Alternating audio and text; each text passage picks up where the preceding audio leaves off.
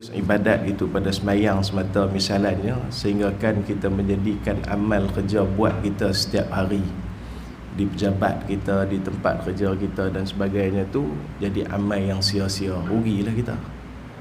Sepatutnya kita kena jadikan tempat kita di kerja tu pun sebagai ibadat. Kalau kita tuan-tuan nak fikir mai semayang di sini, berapa waktu ya tuan-tuan boleh mai semayang ni? Kata kalau tempat kerja pun bukan setiap waktu tuan-tuan boleh pergi semayang masjid. Kalau nak letak ibadat itu sebagai yang tu saja, rugi kita. Sebab itu ulama-ulama salafun salih dulu mereka bila niat tu kena dengan cara, niat tu kena dengan keadaan dan sebagainya, menjadikan asbab kepada sepanjang kehidupan mereka itu adalah ibadat mereka. Bercakap mereka jadi ibadat, tulisan mereka menjadi ibadat, berkawan mereka jadi ibadat, nasihat mereka menjadi ibadat, segala benda menjadi ibadat bagi mereka. Dan kita harapkan ianya berlakulah kepada kita sepanjang hari kita dan sepanjang umur kita, insya-Allah. Amin. Entah nanti Allah sekalian, kita sambung hadis apa tak? Ada tak siapa tanda? Biasa orang jenis kitab tak di surau. Betul. Hak salah semua ustaz. No, hak ikut tu semua tak salah. Ada apa? 22. Saya pun tadi Facebook duk lap-lap ni, saya kata standard biasa kalau kita kedai lap tu dia mau tanya tui nak makan apa, nak minum apa. Dia ni tak tanya. Ada 22 noh. Khair insya-Allah. InsyaAllah minggu ketiga nanti pun Fizul boleh hadir insyaAllah. Pasal saya batal dah saya punya jadual di Sarawak, jadi saya tak pergi dah Sarawak pasal dekat-dekat dengan raya sangat dah. Dia pun tekuk-tekuk pipi sangkut tak balik. Jadi insyaAllah saya tak pergi dah. Jadi minggu ketiga insyaAllah kita ada lagi sekali. Okey, hadis yang ke-22. Ya. Oh, masuk 23 dah. 22 masuk 23. Okey, 23. Bersalaman sesama muslim. Okey, baik. Bismillahirrahmanirrahim. Hadis yang ke-23 berkaitan dengan bersalaman sesama muslim. Anil Barra ibn Azib radhiyallahu anhu qala قال النبي صلى الله عليه وعلى آله وصحبه وبارك وسلم قال ما من مسلمين يلتقيان فيتصافحان إلا غفر لهما قبل أن يفترقا. Daripada Sayyidina Al-Barra ibn Azib radhiyallahu anhu berkata, ia telah bersabda akan Nabi sallallahu alaihi wa ala alihi wa sahbihi wa baraka wasallam. Tuan-tuan, ni cara menyampaikan hadis. Yang ni kita meriwayatkan daripada sekian, meriwayat daripada sekian, meriwayat daripada sekian. Tapi sebab tu kaedah Islam ni hebat tak hebat. Meriwayatkan hadis itu mesti sempurna 5 syarat baru hadis tu dikira sahih.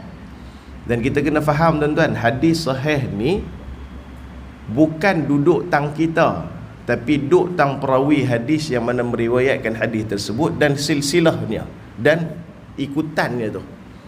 Jadi jangan setengah kita terpedaya dengan sebahagian orang yang mengatakan kami hanya beramal dengan hadis sahih sahaja. Hadis dhaif, hadis-hadis lain kami tak mau. Sahih dengan hasan kami beramal, dhaif kami tak beramal. Jangan macam tu. Jadi nak tahu hadis tu betul tak betul, kena tak kena, dia kena menepati 5 syarat yang paling asas dalam ilmu hadis.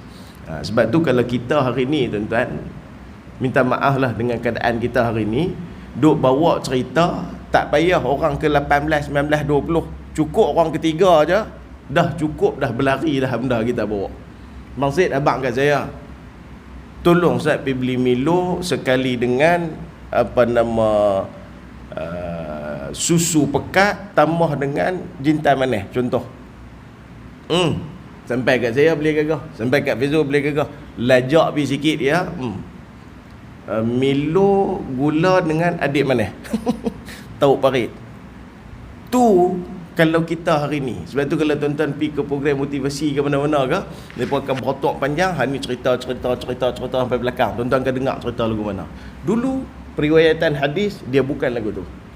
Periwayatan hadis ni memang cerita macam tu, tetapi kalimah demi kalimah, perkataan demi perkataan itu diambil berat, sehingga kan orang yang kurang ingatan, contoh dia ni bagui, orang soleh, semayang waktu tak pernah tinggal, dosa besar tak pernah buat, dosa kecil pun kadang-kadang tu pun jarang tengok, tapi ingatan dia kurang, menyebabkan hadis tu dah turun sikit dah darjah. Tu sampai tara tu. Jadi betapa amanahnya, betapa orang kata apa, berpegang kepada kebenarannya orang ulama dulu, perawi dulu dalam meriwayatkan hadis-hadis hingga sampai kepada kita hari ini dah 1400 tahun lebih dah. Itulah kaedah dia. Nah, baik, kata Nabi SAW, tidaklah di antara dua muslim yang bertemu kemudian mereka bersalaman melainkan diampunkan dosa mereka selagi mana mereka belum berpisah. Itu maksud dia pada dua orang jumpa salam, selagi mana mereka duduk salam, selagi itulah Allah Ta'ala ampun dosa mereka. Itu maksud dia hadis riwayat Imam Tirmizi. Keterangan dah jadi adat masyarakat kita bila berjumpa memang salam. Cuma hari itulah sekali sedah awal tahun 2000 ni jumpa tak boleh nak bersalam lah. Masa tu dia tu kena lagu tu kan, tunduk sikit ke sikit, tu lagu tu lah kan. Dan benda tu pun tak ada salah apa. Kami di Mesir tuan-tuan, contoh macam kawan 12 sana, kita duduk tang ni, tengah tu jalan tak pergi salam ke mana, maka caranya ialah angkat tangan, tak di dada. Maksudnya macam penghormatan lah. Bahasa mudah dia kalau kata disebut, kalau anta fi albi, hang ni tetap duk ada di hatiku. Itu maksud dia. Jadi angkat tangan tu contoh kawan kita duduk sebelah jalan, abang sihat, alhamdulillah, alhamdulillah, alhamdulillah. Jadi kita nampak kita tak apa, tak bersalam, tak apa, hang aku duk ingat selalu. Tapi jangan duk pergi buat dekat muslimat. Buat di muslimat jadi panjang cerita lain. Duk anti fi apa nama fi albi, duk dalam hatiku, tahu parit kan. Tak boleh buat lagu tu. Jadi dia ada kaedah-kaedah, cara-cara dia. Tapi kalau macam di Turki, adat mereka kalau buat macam tu pula ketika mana disebutkan nama Nabi SAW.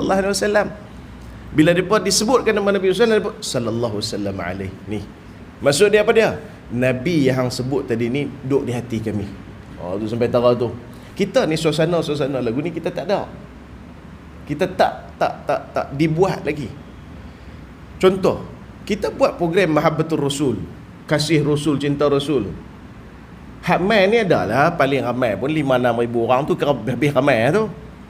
Di Indonesia tuan-tuan, kalau buat cerita Mahabbatur Rasul ni, hamai. Kalau tuan-tuan biasa tengok nanti, kalau tuan-tuan buka internet, tuan-tuan buka YouTube, kalau tuan-tuan tengok majlis Rasulullah Habib Munzir, tuan-tuan tengok dia hamai pengajian dia tu, satu stadium. Sekali buat majlis Mahabbatur Rasul lepas tu, satu stadium Ada pula setengah tempat tu pula kadang-kadang sampai puluh ribu, ratus ribu untuk program Mahabbatur Rasul dia. Kita tak sampai tahap tu lagi. Tapi bukan nak kata, semalam saya jumpa dengan Sahibul Fadilah Kiai Dr. Luqmanul Hakim, salah seorang ulama daripada Indonesia yang pakar hadis. Dia ni PhD dia ni di Al-Azhar Sharif dalam bidang hadis. Tu duk cerita, duk sembang dengan dia. Hatta dalam satu majlis konsert ni, cerita konsert ni, hak penyanyi tu pun dia baca ataupun dia menyanyi satu matan kitab Nahwu, matan Alfiyah ni. Dalam kitab tu dia ada 1000 bait syair cerita pasal bahasa Arab. Hak penyanyi ni baca beberapa bait itu, kemudian disambung oleh hak penonton hak penonton ni sambung. Tuan-tuan boleh bayang tak depa macam mana? Mai konsert, hak penyanyi tu pun baca kitab Arab, hak sambung tu pun mai juga konsert, sambung kitab Arab yang sama. Tuan-tuan boleh bayang suasana depa lagu mana? Pengajian depa. Kita hak mai konsert bukan takat bait syair bahasa Arab, mayang dah. Kita ni. Tuan-tuan jangan buat main-main. Tu suasana tu nak dibina sangat dahsyat. Di Banjar di Indonesia, orang ni sangat-sangat mencintai Nabi sallallahu alaihi wasallam sehingga kan bila mai masuk bulan Maulidur Rasul, tiap-tiap rumah buat maulid. Kita ni peringkat daerah, kita ni peringkat negeri. Tu Tak ada lagi lah dalam sejarah saya bisa jumpa. Kot satu taman tu, setiap rumah dalam taman tu buat majlis maulid, tak bisa jumpa lagi kita. Di Banjar ada lagu tu, suasana tu. Jadi itu perbezaan-perbezaannya. Sebab itu di antara adab kita hari ni yang orang kata apa, dah mendiami dah dalam diri kita ni, ialah bila berjumpa kita bersalam. Cumanya salam ni pun macam jenis juga, macam-macam jenis juga bersalam ni. Nah, jadi orang yang pertama sekali melakukan salam ini ialah orang-orang daripada negara Yaman yang mai jumpa Nabi, beriman dengan Nabi. Depa ni yang mula adab salam ni. Maka sebelum tu pun di Makkah masa tu tak buat dia. Salam-salam ni tak ada pun. Karena salam-salam ni tak ada pun, salam-salam ni tak dijadikan amalan pun. Mungkin ada tapi bukan jadi amalan. Tapi bila orang Yaman ni mai depa beriman dengan Nabi SAW, depa bawa adat ni. Dan Islam menerimanya. Bahkan tuan-tuan, muka surat 65, digalakkan ketika mana bersalaman sesama kita, kita sentiasa berselawat ketika mana kita bersalam dengan orang yang kita bersalam.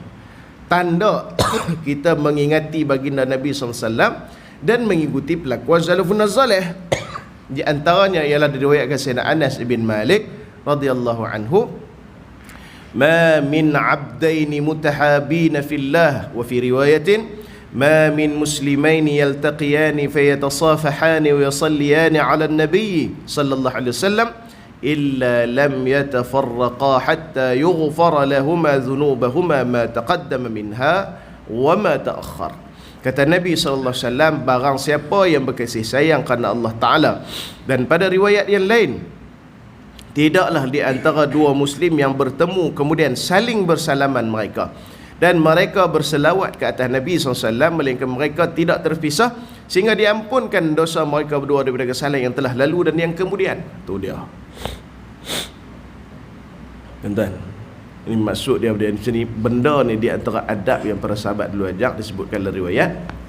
Kita bersalam, dalam salam tu kita sebut nama Nabi. Ini kita selawat kepada Nabi SAW. Baik, cara ringkas kita nak sebut cara bersalam. Bagaimanakah cara bersalam yang dilakukan oleh salafun salih? Minta maaf tak kata ke siapa. Hari ni punya bersalam tahu kita. Kalau cara biasa kita bersalam ni, biasalah. Dalam lagu tu ada sebelah tangan, ada lagu tu macam-macam lah. Ada hak kemas sikit, salam dengan peluk macam cukup lah. Okey. Ada boleh anak muda kita pula lagi tahu. Bang, cantik. Ni dia cantik. Tahap pergi lagu tu. Salam. Oi, berat juga lagu ni. Ada salam sikit. Oh, salam dengan kenuri semua cukup ke? Oh, ni hak ni topak. Oh, lagi kemas tu. Kan?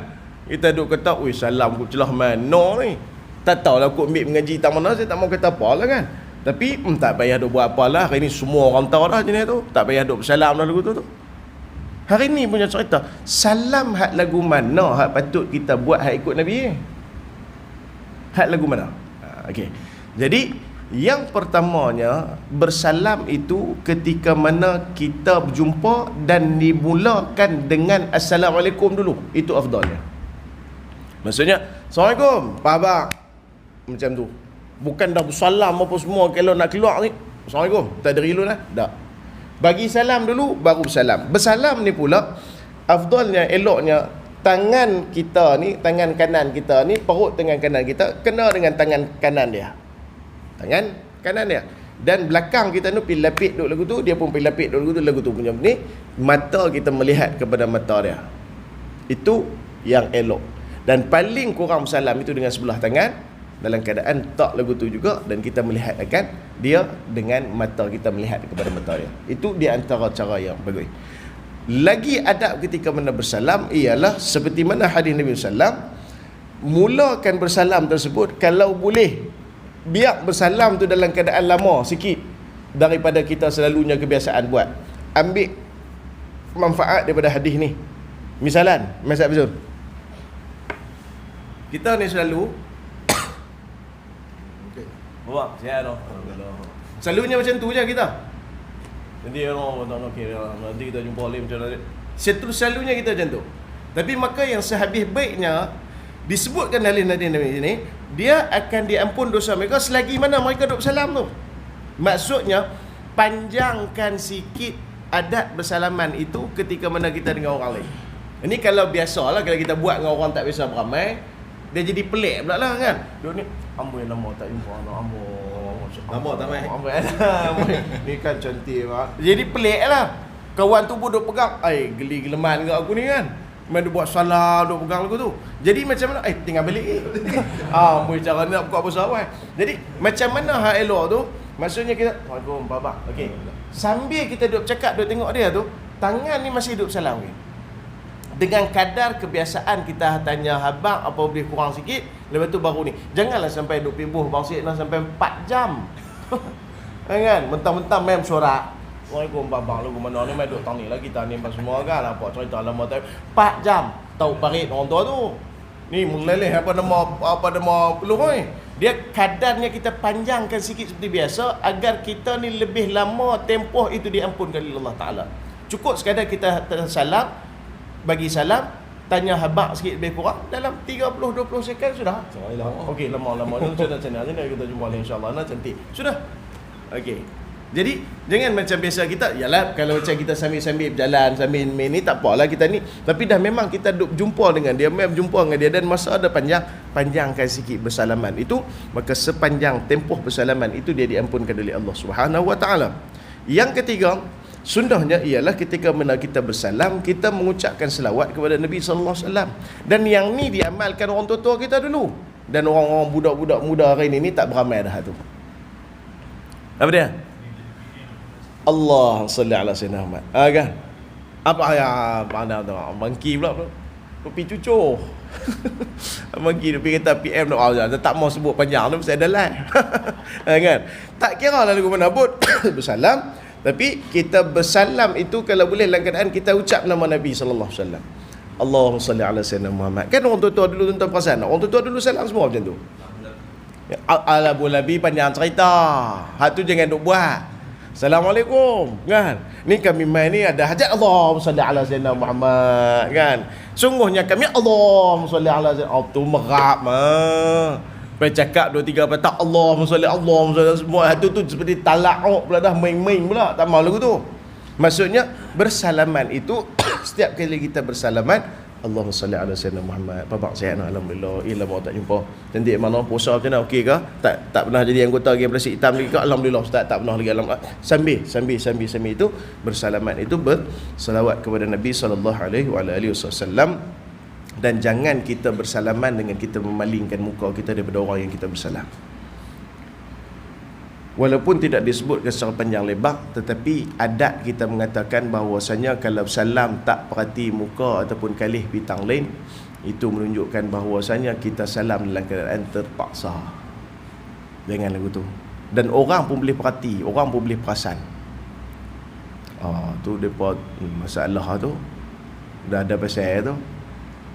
Depa duk gaduh lama dah nak buat macam mana bangkit-bangkit tu imam selawat. Nak kena salam semua, nak cungit balik teruk ngah. Salam gagah salam, pergi salam ngah lagu tu. Tak boleh lagu tu. Nah, walaupun bersalam ini benda tu hanya adat daripada asalnya, maka dia boleh menjadi kebaikan bagi kita apabila kena pada cara dan kena pada keadaan. Hadis yang ke-24. Mengucapkan tasbih an Nabi Hurairah radhiyallahu anhu an Nabi sallallahu alaihi wasallam qala man qala subhanallah wa bihamdihi fi yawmin mi'ata marratin huttan anhu qatayah wa in kanat mithla zabadil bahr.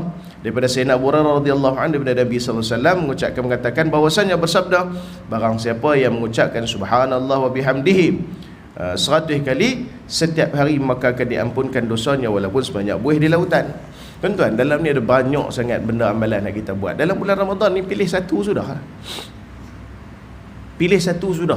Yang kita ambil beramai, yang kita harapkan bila kita duduk beramai tiap hari ni Allah Ta'ala ampun dosa kita. Puasa tu pun Allah Ta'ala ampun dosa dah.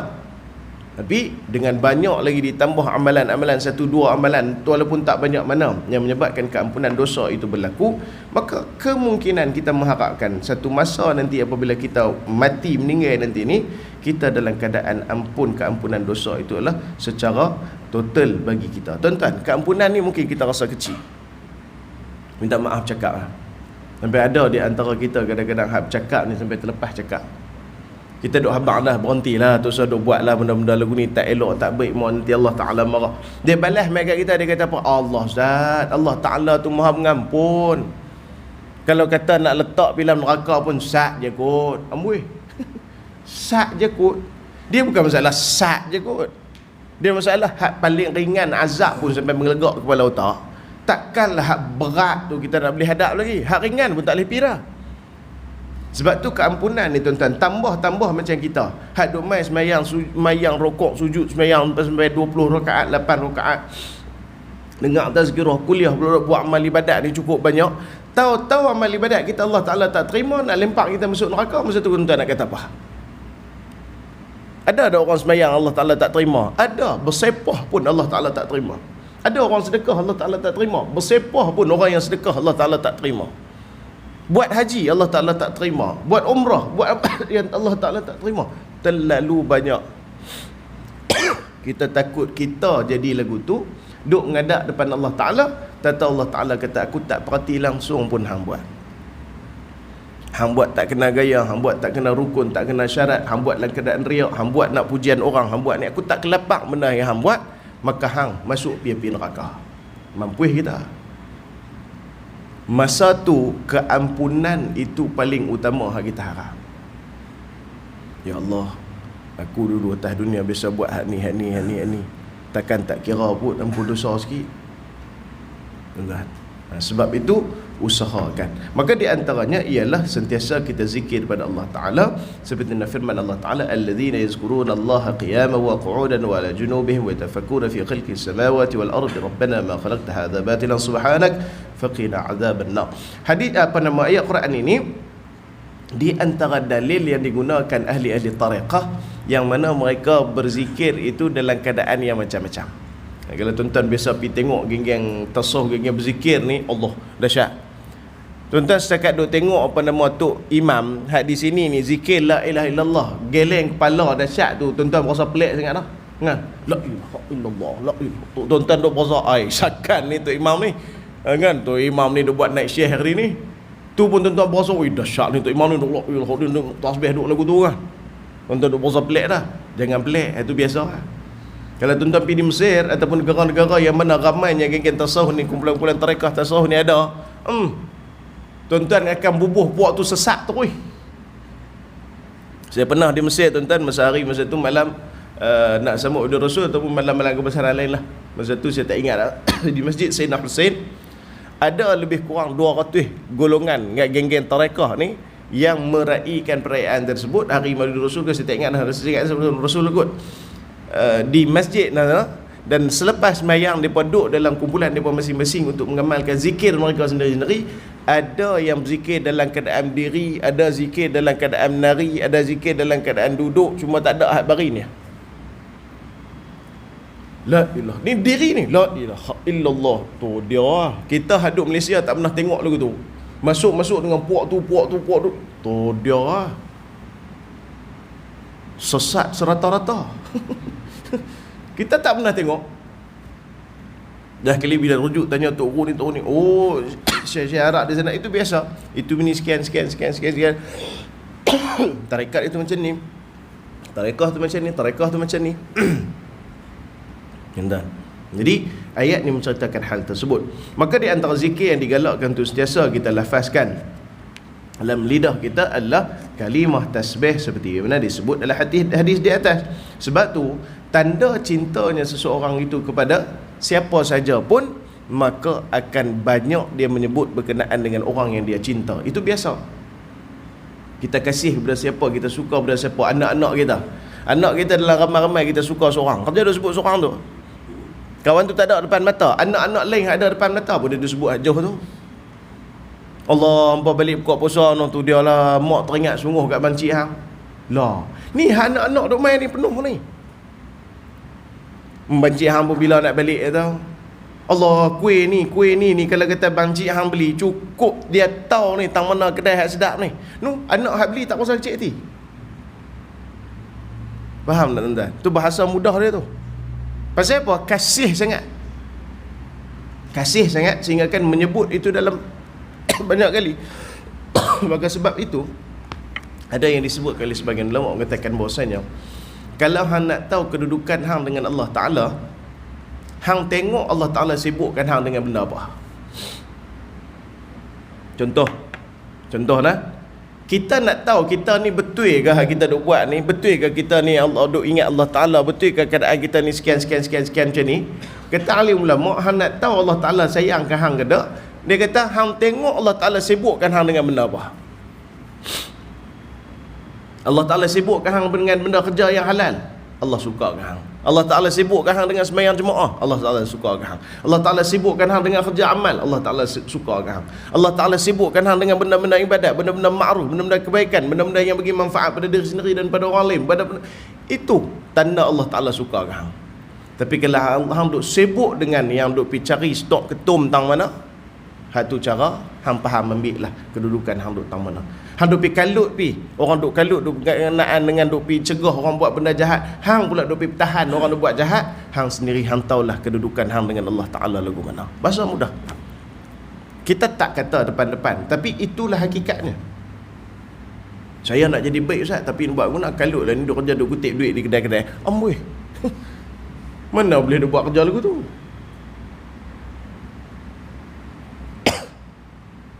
Saya ni pada mau bukan nak kata Ustaz, saya ni sukalah dengar azan semua, tapi buat guna kalut sikit lah ni, duk main dam. Orang tak boleh pergi haji umrah lah ni, tak apa nak boleh. Orang pergi pun pergi awal dah, saya terlepas. Gagah duk main juga. Untuklah Ustaz, saya ni jenis inginkan kedamaian. Orang lain semua pasal saya duk bergaduh 8 rakaat 20, 8 rakaat 20, saya duk kedai ni duk main dam daripada ketumbar ni. Tak ada duk bergaduh dengan siapa. Bagus tak saya? Baguslah cara hang. Tuan-tuan. Sebab itu kita kena tengok kita ini disibukkan dengan perkara yang apa. Okay, nah? Perasaan sedar akan kebesaran Allah Ta'ala inilah yang menjadikan kita umat Islam yang hebat, bukan saja di dunia, bahkan di akhirat. Maka kita yakin Allah Ta'ala adalah satu-satunya di hati kita yang melindungi, bimbing dan juga bahagiakan kita, insyaAllah.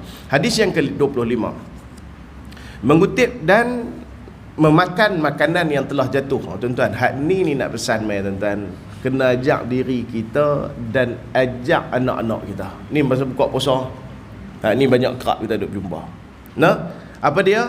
Kita kutip balik makanan yang telah jatuh dan kita makan makanan tersebut. Tetapi ada dawabit dia, ada syarat-syarat dia. Bukan semua benda jatuh kita boleh kutip. Makan di kedai jatuh-jatuh berselerak dengan pasiak-pasiak, rak pi bubuh tarik pi buta kerem kan tuan. Nah, pi tauk parit belaka. Jadi dia kena, orang kata apa? Contohlah benda tu jatuh. Jangan lama sangat. Ni jatuh tu buka puasa kemarin, buka puasa hari ni nampak kutip pula tauk parit. Dia kalau bahasa mudah dia one second rule lah. Jatuh tu jangan duk biar lama, pop ambil terus. Gabui sikit boleh makan gini, pak bubuh. Nanti kita tengok macam mana. An Sayyidina Abdullah ibni Ummi Haram al-Ansari radhiyallahu anhu qala an-nabiy sallallahu alaihi wa alihi wa sahbihi wasallam qala akrimul khubza fa innahu min barakatis samai wal ard man akala ma saqata min as-sufrati ghufira lah. Daripada Sayyidina Abdullah ibn Ummi Haram al-Harami radhiyallahu anhu telah berkata, telah bersabdakan Nabi sallallahu alaihi wasallam, hormatilah roti. Khubz tu adalah roti, tapi kita umumkan dengan makanan lah. Kita bukan jenis makan roti tuan-tuan, kan? Lebih contoh pergi, oh ni roti saja tumpah, kita nak kena pergi ambil. Tahu kita jenis duk makan nasi pula macam-macam nasi biryani, nasi kandang, nasi hujan panas, nasi. Oh, kena tengok dulu lah. Terbit mentari lah tuan. Hormatilah roti, yakni makanan, kerana ianya adalah sebahagian daripada keberkatan langit dan bumi. Barang siapa yang makan sebarang makanan yang jatuh daripada pelapik, itu maksud dia, pelapik makanannya akan diberikan keampunan baginya. Maka di sini ada dua benda yang besar. Yang pertama ialah hormati makanan tersebut. Hormati makanan tersebut, tak perlulah pergi sampai bagi salam. Hormati ni maksudnya apa dia? Menghargai. Minta maaf. Seperti mana kita menghargai benda-benda yang sepatutnya kita hargai. Minta maaf lah, kalau isteri tuan-tuan duk buat kerja lagu ni, ataupun bini anak-anak tuan-tuan duk buat kerja lagu ni, tuan-tuan kena tegur. Contoh, time nak basuh baju, kepiah kita, kepiah anak-anak duduk di bawah ambil pakai kaki yang pegang, bubuh dalam mesin basuh. Tak kena adab lagu tu. Pasal apa? Benda duduk atas kepala, jangan duduk pakai kaki bahasa mudah dia lagu tu. Terus ada pakai kaki Minta maaf, adab yang diajarkan oleh salafun soleh ni bukan takat benda hak lagu tu. Hatta Imam Sya'rani ketika mana dia berjalan, dia terpijak tasbih yang dia pakai, dia istighfar kepada Allah Subhanahu Wa Taala. Tasbih tuan-tuan, tasbih yang dia duk pakai tu, dia terpijak istighfar daripada Allah Subhanahu Wa Taala. Pasal apa dia istighfar? Orang tanya pasal apa istighfar? Bukan ada salah apa pun. Bukan duk pijak Quran, bukan duk pijak kitab agama. Dia kata, mana mungkin aku tak mengucapkan istighfar. Salah satu alat yang menjadikan aku dekat dengan Allah Ta'ala, telah aku kurang hormatkan pada dia, yakni telah menpijak pada dia, maka aku berasa satu kesalahan bagiku. Tuan-tuan cuba bayangkan, kalau orang soleh lagu tu, tasbih dia pijak pun dia istighfar, agak-agak tuan-tuan dia sanggup tak pijak orang Islam lain. Bahasa mudah bahasa mudah sama macam kita pun, kalau kain telekung anak kita ke apa ke yang kita katakan, benda-benda yang kita letak tempat mulia, jangan duk pergi kutip pakai kaki. Tak kena. Memang nak basuh, tapi jangan kutip pakai kaki. Ni sengah-sengah kita ni pak bubuh lagu tu, oi mudah. Jangan. Hilang kemuliaan itu. Maka sama juga dengan makanan. Maka makanan ni tuan-tuan, bukan semua orang boleh makan. Ada orang makanan ada depan mata, tetap tak boleh makan juga. Dia kaya, tapi tak boleh makan. Benda tu tak boleh makan, kawan sakit. Ada orang yang teringin nak makan, tapi tak boleh nak makan. Pasal apa? Pasal dia tak mampu beli. Maka kita dan anak-anak kita yang ada pi bazar Ramadan. Bazar Ramadan ni panjang sampai dekat 1 kilo. Sungguh tuan-tuan. Saya pergi kemarin dekat bazar ada di Sungai Petani tuan-tuan. Allahu Akbar. Hujung ke hujung tu, ni nak kena tengok lagu tu. Ya? Panjang? Terpanjang di Malaysia. Di mana tu? Di Sungai Petani tu. Oh dia sungguh. Ish. Sampai ada rekod tau no. Sungguh tuan-tuan. Panjang sungguh. Doktor nak tahu panjang tak panjang, daripada hujung ke hujung buat jamak qasar. Cara tu panjang semua kan, tak ada lah sampai buat jamak qasar, tapi kira panjang lah. Memang panjang tu. Sini nyusus sana hujung baut tu dia lah. kira panjang tak panjang tu. Semalam saya pergi jalan suku tak boleh berhabis. Saya pergi tak boleh berhabis kemarin. Allah. Saya pergi bazar, saya abang tu terang lah. Saya bukan suka pergi bazar Ramadan. Payah nak jaga. Bukan payah nak jaga ke mana, kita duk jaga pun tak boleh nak jaga. Lepas tu pula setakat nak makan sikit-sikit tu, kita rasa tang lain pun ada jual. Tapi saja saya bawa anak saya yang dorang ni, satu hak puasa dah. Dia dah puasa dah beberapa tahun. Yang satu ni lagi, anak saya nombor 2 tu, dia baru 6 tahun. Tapi dia masuk darjah 1 awal. Kes dia lahir awal bulan 1, awal hari bulan 1. Jadi dia lompat. Bila dia lompat, dia darjah 1. Bila dia darjah 1, kawan-kawan lain semua pula mula puasa dah. Dia pula pergi masuk sekolah agama. Semua pakat puasa dah. Dia seorang. Jadi ambil hari cuti ni, selalunya kalau hari sekolah tak larat sangat, kita suruh buka lah. Dia balik di dia punya transit sekolah tu, kita suruh beritahu kat cikgu dia bagi makan pergi tengah hari. Tapi weekend kita minta dia puasa sampai habis. Jadi kemarin ni di antara hari yang dia puasa sampai habis lah, nampak pukul 6.30 duduk kelepek teruk lah tuan-tuan. Kita pun kata tak apa, jom abang ikut balik, kita pergi di kedai sana, banyak panjang, abang pilih abang nak makan apa, jom balik belanja. Oh dah semangat elok tuan-tuan. Semangat. Dia ambil helmet, dia bubuh sendiri pun semua tuan-tuan, ke BP. Jadi PP tu tengok-tengok tu dia tuan-tuan, panjang tu. Sampai-sampai tuan-tuan, sungguh tuan-tuan budak. Balik nak ni. Tu pun sedap betul balik tu. Hak tu boleh kot. Ayak kalau boleh 2. Makin ayak temikai leci satu, ayak teh satu. Oi, kata sakan sangat ni. Ayak kosong jangan lupa makan. Minum. Tak apa. Tu lepas sikit. Oi. Suasana tu saja meraikan dia. Bukan nak kata tuan-tuan, meduk bancuh ayak ni. Kan? Ayak balang. Bancuh ayak. Hak bancuh pula perempuan, muda pula. Dia kocok ayak kali dengan dia kocok. Allah, berat tuan-tuan. Itu semua di antara fitnah besar akhir zaman tuan-tuan. Kalau tuan-tuan nak gamak tengok. Ha? Tuan saya ada buat soleh sangatlah Hafizul. Tuan saya ada buat tunjuk soleh lah, sama nak ya. Piah. Ha?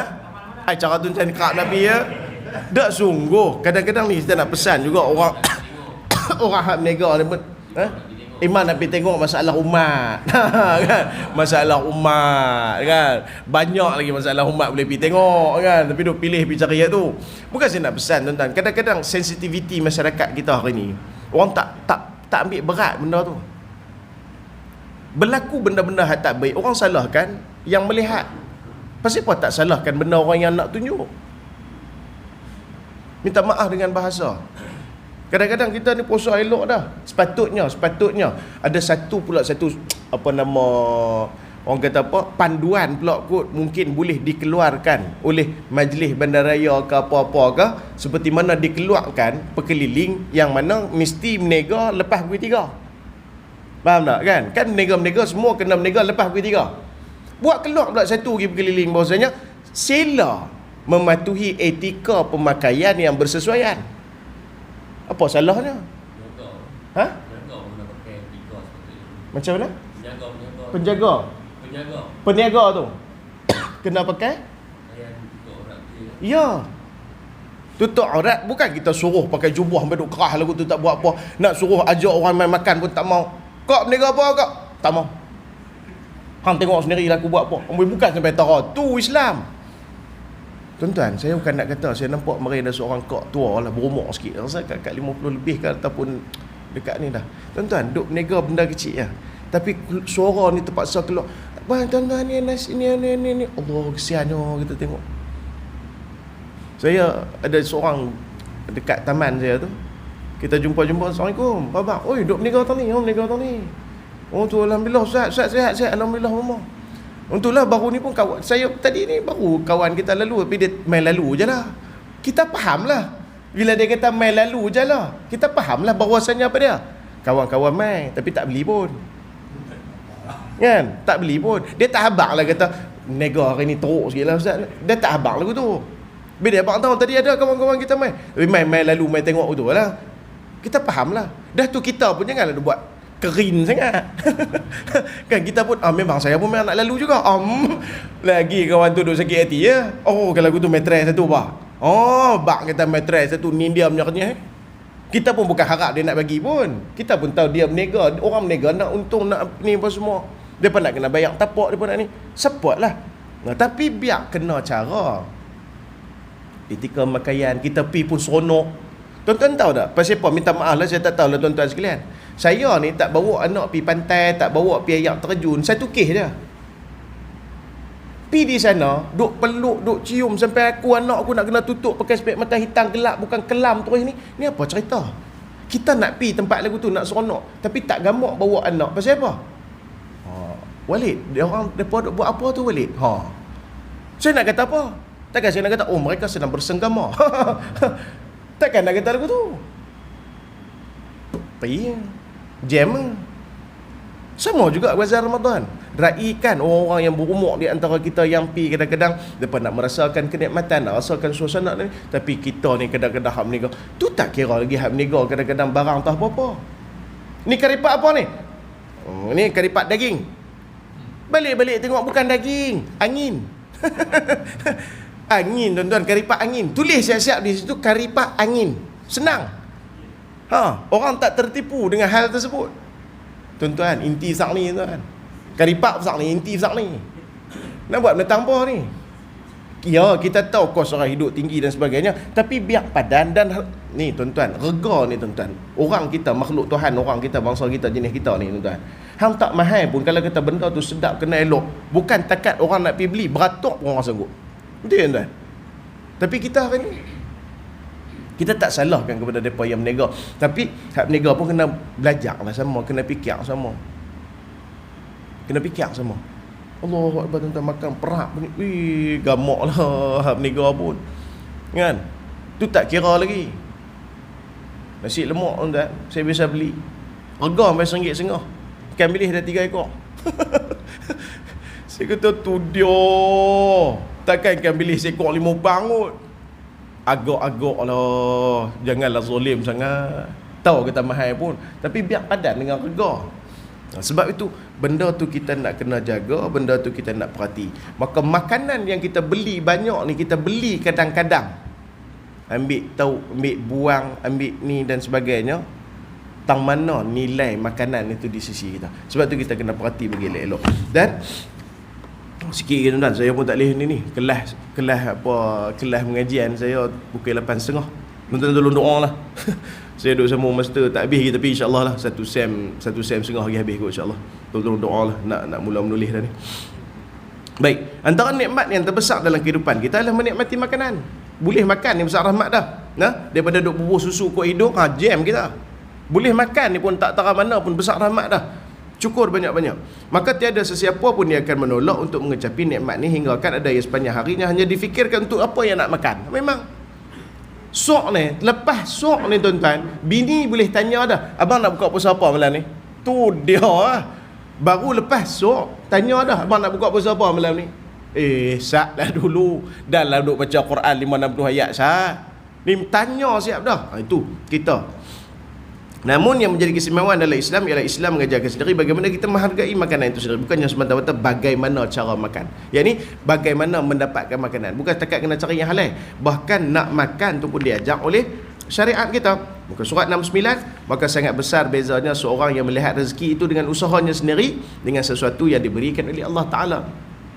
Sebab tu tuan-tuan, ada satu kisah Tok Guru, dia ni bila dapat duit seronok dia. Tok Guru penuh. Orang main ziarah, ni Tok Guru duit ni, Masya Allah, ibu dah ni. Saya orang main bagi duit, Allah terima kasih lah, buah ni. Anak murid tengok,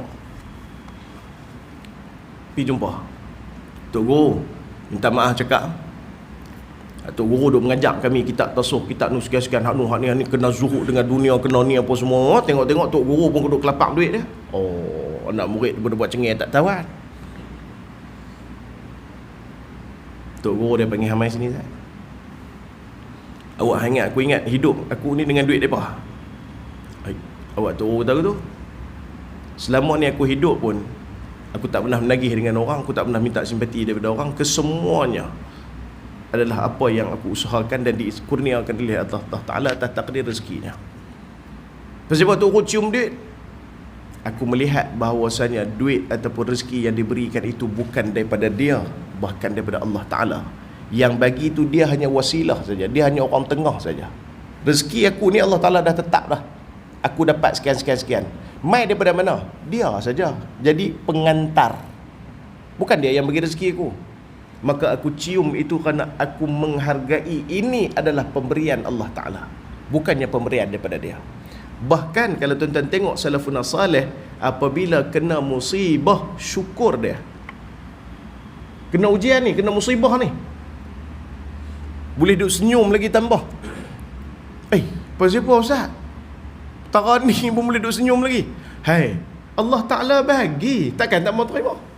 Bahasa tu penin kita kan? Bahasa tu penin lah kita. Ni sakit duduk hospital ni, duduk mengarang sakit ni, tak tahu kita pergi macam mana Ustaz? Alhamdulillah, okey, kita pun seronok lagu ni. Seronok lagu ni. Pasal apa yang seronok lagu ni? Allah bagi. Dalam ramai-ramai ni Allah Ta'ala pilih nak bagi penyakit ni kat aku. Allah bagi, takkan tak mau terima. Tu dia bahasa tu. Kita tak boleh lah duk buat bahasa tu.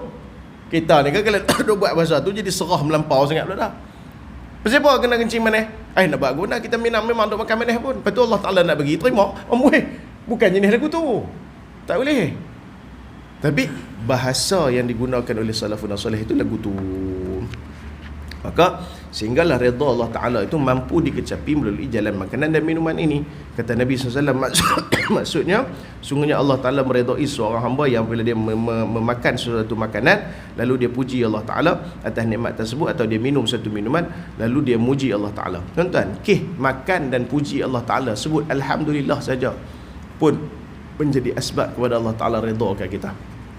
Itu jangan tinggal. Dan faedah-faedah dia, adab berhadapan dengan makanan. Yang pertama, mula memakan makanan dengan basmalah dan doa. Tambah dalam bulan puasa ni tuan, kita nak baca doa. Doa seminit dua sebelum dia dah buka puasa itu sangat-sangat makbul. Jangan tinggal. Ajak anak-anak kita. Anak-anak kita nak jadi apa? Suruh doa masa tu. Yang kedua, mengambil dan makanan dengan tangan kanan. Ada orang dia kata apa? Saya memang dah habit tak? Saya dah memang habit dah, memang dah lagu tu dah. Tak boleh. Benda tak baik kena ubah. Oh, saya kidal tak? Saya memang tak boleh pakai tangan kanan. Saya memang kena pakai tangan kiri. Tuan kena beringat, ada satu riwayat orang tahu apa? Dia ni mai jumpa Nabi, nak dia makan depan Nabi, dia makan dengan tangan kiri. Nabi kata, jangan makan tangan kiri, makan tangan kanan. Dia kata, tak boleh, memang lagu ni dah saya dah makan. Lah kali lumpuh tangan tu. Jangan buat main tuan. Nah, abang katanya, berat benda tu walaupun kita nampak kecil. Hak makan tangan kiri ni setan ya. Bukan, kadang-kadang kalau terpaksa itu cerita lain. Contoh, nak tunjuk contoh payah tuan-tuan. Mereka tak omai cawan. Mereka omai cawan ke mengenai ngayak apa semua tu, baru boleh buat contoh. Gelas. Tuan-tuan makan, tangan ni berlemuh dengan lauk dengan ni apa semua ni. Tuan-tuan nak pegang dengan tangan mana? Tekan nak buah kanan juga. Kan? Main kenuri. Duk pergi pegang tu tuan-tuan. Puak tu basuh sekali berminyak. Hak tak apalah, kalau pinggan memang minyak tak apa. Ni hak cawan ni masuk-masuk lah siapa lah buat je ni. Tak usahlah dia buat teruk kat orang. Ambil tangan kanan, pegang tangan kiri, minum tangan kiri dengan lapik pi tangan kanan ni. Tu yang orang tua-tua kita duk ajak tu.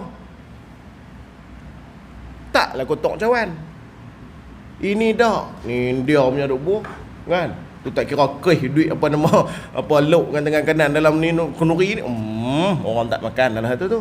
Jadi ambil tu dengan tangan kanan, minum dengan tangan kanan, apa nama, makan dengan tangan kanan. Kalau benda yang menghalang maka tegang dia, lapik pihak kanan. Itu di antaranya. Mula mengambil makanan yang di hadapan atau berdekatan dengannya. Tahu kata hang suka tu, jangan pergi jengau pergi ambil sampai sana tu. Tak elok. Ambil hak dekat dulu. Orang tanya pula, ustaz buka-buka puasa hadapan sekali cabai ustaz. Janganlah betul sangat. Masuk kata yang depan ataupun berdekatan. Ni cabai, ni ikan kering. Ambil ikan kering dulu. Nak ajuh tu sekali habang lah. Allah, palung minta. Boleh nampak sedap tengok ujung tu, boleh serap tengok. Nak tengok rasa tengok. Itu je bahasanya. Ini kita ni dia ni langkah lagu tu. Tak kena. Betul. Cara tu. Ha? Ya. Sungguh. Sebab tu kalau makan-makan tambah-tambah lagi, kalau ada ustaz-ustaz bagi kambing tu kat ustaz lu. Ini apa ni semua ni. Okey, tidak mengeji makanan yang tidak disukainya. Muka surat 70. Sekiranya dia tidak menyukainya maka tinggalkan saja. Han nak makan-makan jangan duk kata, Allah, apa dia ni masak ni kuah macam ngayak. Janganlah.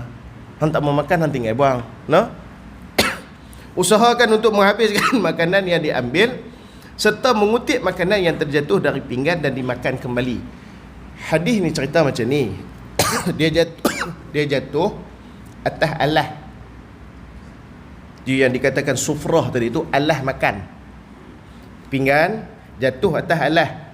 Ambil, kutip, makan balik. Jatuh ke tanah, tak usah duk kutip. Jatuh ke lantai kotak, tak usah duk kutip. Maksudnya apa dia? Alah meja. Kan kalau kita pergi makan mana-mana saprah, orang duk sebut untuk tu duduk saprah tu. Tu kain yang kalau kita pergi makan kenduri, makan bawah kan. Kain tu 4 segi tu, hak tu kita duk makan tu jatuh atas kain tu. Kutiplah, makan. Jangan tinggal di situ. Dan ajak anak-anak kita ni, hak besar-besar ni, hak buka puasa ni, jatuh makanan di atas meja kita tu, ambil. Jangan tinggal. Abang, biasakan bang, sayang bang, ada orang ni tak makan tu bang. Ada orang tak boleh makan bang. Ada orang hari ni makan pun sampai kena. Abang ada makanan ni, jangan sayang tu ambil. Bubuh nasi buat beda-beda hak takat dia boleh makan. Bubuh nasi ni serupa hak kita ni. Siap dengan nasi tambah semua cukup dalam tu. Memang buanglah budak tu. Ajarkan adab itu kepada mereka. Usahakan menjilat jari jemari setelah menghabiskan makanan sebelum basuh tangan. Itu adab dia.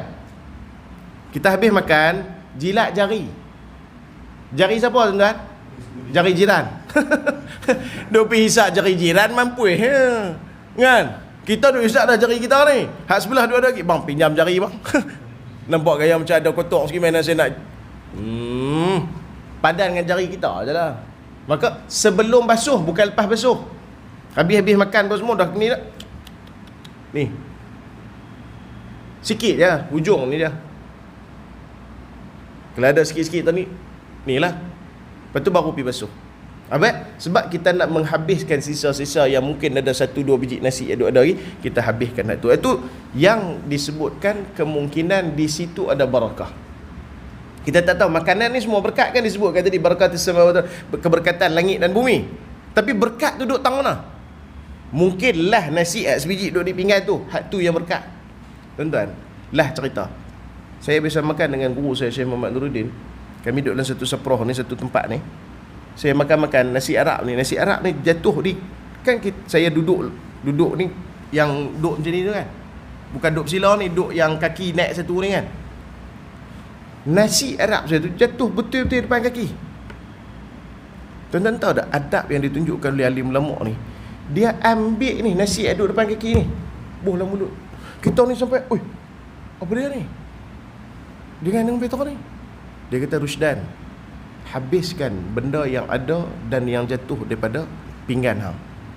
Kerana benda tu barakah yang kita tak tahu. Barakah ni mai daripada mana? Mungkin yang berada di hujung kaki tadi tu. Allah. Kita nak pergi kutip kat kaki nak murid kita, taubatlah benda. Tapi guru ni, murabi yang mendidik ni, itu didikan dia. Sampai hari ni saya kalau terjatuh pun, usaha juga ambil. Sebab apa? Ditunjukkan oleh tok-tok guru kita tu sampai macam tu.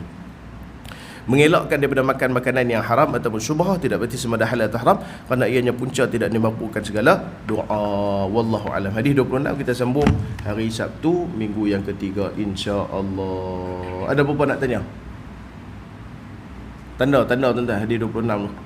Ada apa nak tanya? Tak ada. Oh, tuan-tuan kalau nak pergi jogging kot. Okey, tuan-tuan mati Allah sekalian. Ya.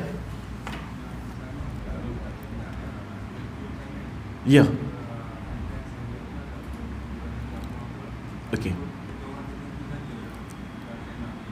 Okey, baik. Adab bersalam cium tangan, adakah itu sebahagian daripada agama? Ya. Kerana ia dilakukan sendiri oleh Nabi sallallahu alaihi wasallam dan dilakukan sendiri oleh para sahabat radhiyallahu anhum ajma'in. Di antaranya ada seorang sahabat, kalau tak silap saya, Ibn Abbas dengan seorang lagi sahabat. Seorang ni dikenali sebagai orang yang alim, yang seorang lagi ni dikenali sebagai keturunan Nabi. Maka dua-dua mereka bila berjumpa, mereka pegang salam tangan, dua-dua pekat cium tangan. Jadi kau ni cium tangan kau ni cium tangan kau ni. Dilakukan? Ya, dilakukan. Ada riwayat yang menyebutkan para sahabat bukan takat cium tangan Nabi, bahkan cium beberapa anggota lagi daripada Nabi sallallahu alaihi wasallam. Disebutkan dalam riwayat. Maka salam cium tangan ni adakah semua orang boleh buat?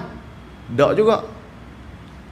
Bahkan cium tangan boleh jadi makruh, bahkan cium tangan boleh jadi haram. Tang mana jadi haram? Pi cium tangan bini orang. Kan? Haram terang-terang. Allah, Masya Allah, lama tak jumpa gaya kuih lawa lah ni, no? Masyalam sikit. Wah, pergi tahu parit. Haram jelas-jelas. Tak pun cium tangan tanda menghormati orang yang zalim ataupun orang yang jahat. Satu dunia atau dia ni jahat, satu dunia atau dia ni teruk, satu dunia atau dia ni huduh, perangai buat benda haram biasa bagi dia, kita duk pergi salam cium tangan dia, makruh dan berat lagi haram hukum ketika itu. Nak cium tangan ni kerana apa? Mudah bahasa kita bagi jelas dua benda. Yang pertama kerana umur, yang kedua kerana kemuliaan. Yang umur lagu mana? Hak muda salam cium tangan hak lebih tua. Pasal apa? Hak tua tu lebih awal buat amal ibadat daripada kita. Hak tua tu lebih awal mengucapkan la ilaha illallah lebih daripada kita. Maka kita hormat dia kerana dia tua. Tapi tua pun tak tentu juga, tuan-tuan. Kadang-kadang ada tua hak kita boleh tumpang. Ada kadang-kadang tua ni pun Allah, kita bukan takat nak boleh tumpang, kita pula nak kena usung dia buat balik pula. Itu payah. Maksudnya dia tu orang tua yang kebiasaannya kita tahu orang yang biasa yang ni memang ada kemuliaan pada dia, maka orang yang macam ni salam cium tangan dia. Cium tangan ni pertama memuliakan, yang kedua ialah kemuliaan umur.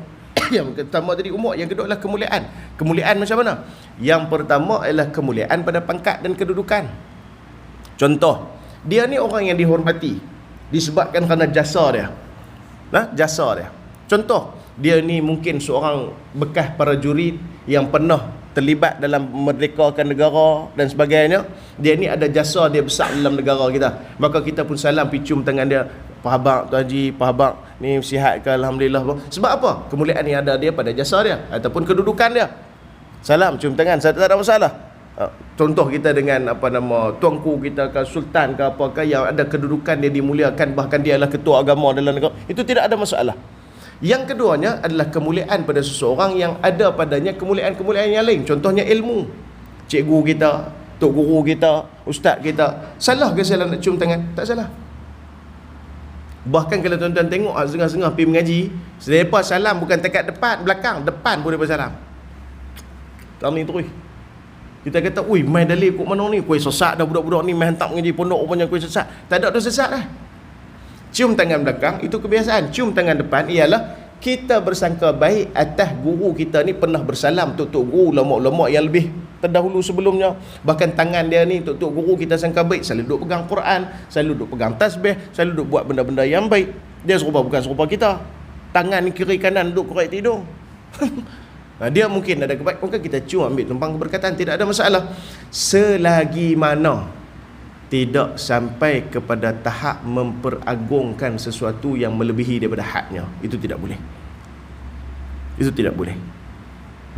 Itu kena ambil perhati bahawasanya bersalaman itu, qabal itu, iaitu